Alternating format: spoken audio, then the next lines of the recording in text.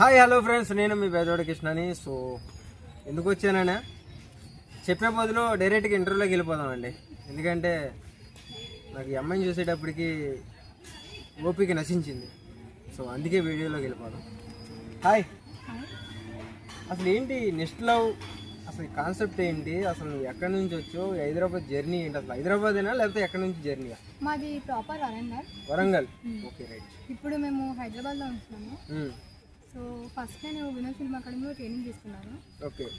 So first అయితే అనుకున్నాను నేను ఎవరి త్రూ వెళ్ళాలి, నాకు యాక్టింగ్ అంటే తెలియదు ఎలా అనుకున్నాను.